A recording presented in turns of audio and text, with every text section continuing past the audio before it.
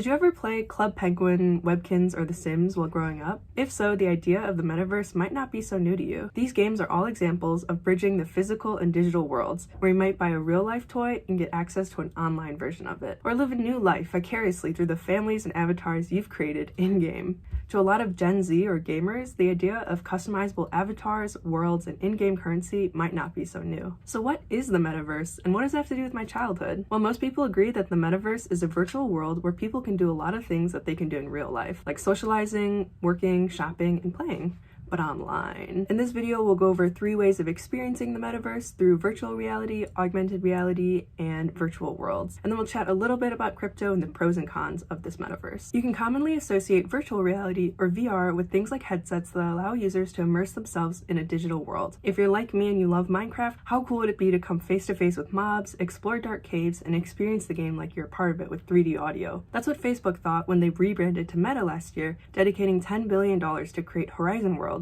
that can only be accessed through their Oculus headset. Augmented reality, or AR, are experiences that happen in the real world with digital objects and environments. You've probably seen or used AR products too, like Snapchat lenses that let you add a dancing hot dog to the background of your photo, or other lenses that augment the world around you. Another game example is Pokemon Go, where players move in the real world to capture Pokemon that exist within the app on their phone. Finally, virtual worlds. Unlike VR and AR, the definition of virtual worlds and their role in the metaverse is more open to interpretation. In general, if VR lets you experience digital worlds in real life, and AR lets you experience real life with digital aspects, virtual worlds are entirely digital worlds with digital representations. A classical example is Roblox, one of the most highly valued companies in the metaverse. It's a platform with 43.2 million daily active users worldwide, where you can play 3D online games, customize your avatar, and buy in-game items with an in-game currency called Robux. 67% of players are under the age of 16, and from my personal experience, every kid I've met has been obsessed with this game. At this point, I'm gonna bring up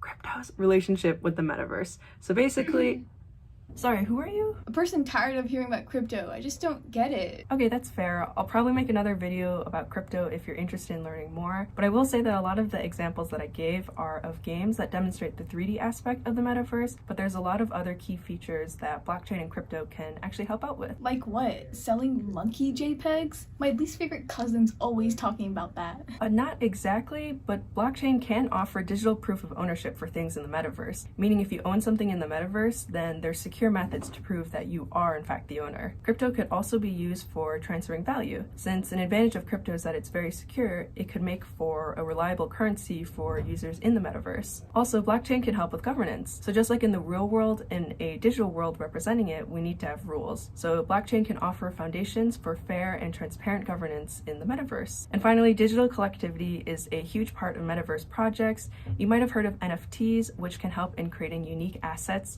in the metaverse for proposed real-life activities. Oh, I see now. You're saying the blockchain presents a secure, cost-effective, and transparent solution for aligning with the primary vision of the metaverse?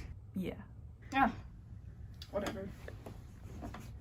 Anyways, I think that experience back there goes to show that there's still a lot of metaverse deniers out there, and for potentially good reason. Okay, so pros. For one, there's obviously financial opportunities in the metaverse. The metaverse was projected to be an $800 billion market opportunity by 2024. For example, fashion brands are clearly embracing the metaverse. After the Gucci Garden experience in Roblox, a digital Gucci bag resold for over $4K in-game, which is even more than it costs to buy the real bag in the real world, and it only exists in Roblox. In-game skins or items that exist in certain games present branding opportunities that seem authentic and lucrative, and the potential seems limitless for brands to monetize in the metaverse. Others might think that the metaverse is naturally going to be the next big thing. Gen Z grew up with technology and is used to living digitally, and with COVID, people of all ages had to be more comfortable living digitally and doing things from home. Maybe the metaverse is the next step. Over the past couple years, it's been hard to travel and experience new things, and the metaverse could change that. For example, virtual concerts like Travis Scott's 5-concert tour within Fortnite in April 2020, rumored to have made him $20 million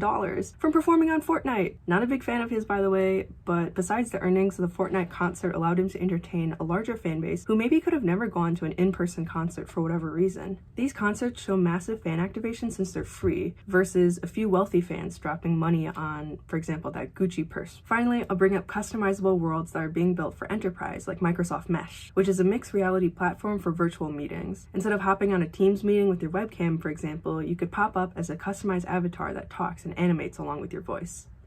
There's people out there who think the metaverse will be like the new internet, and to that, there's the point that a lot of these metaverse companies, like Meta, are building for themselves. Whereas the internet isn't owned by anyone but is enjoyed by everyone, some think that companies have to work together for the common good instead of trying to dominate the metaverse, and this could also be seen as more of a big tech problem. Others might believe that the metaverse is trying to solve problems that we don't really have. So for example, metaverse supporters think that the metaverse will allow users to socialize more realistically, like holding meetings or attending concerts in the metaverse, whereas others might think that these virtual experiences will never become mainstream or prefer their in-person counterparts. A more cynical take is that the term metaverse allows companies to dodge negative baggage that's associated with the internet in general, and more particularly social media. As long as companies make tech seem fresh and new and cool, they can avoid regulation. So yeah, with all that information, you can decide how you personally feel about the metaverse, and if you want to learn more, I'll link some articles in the description that help me understand and make this video. Otherwise, I'll catch you next time. Bye!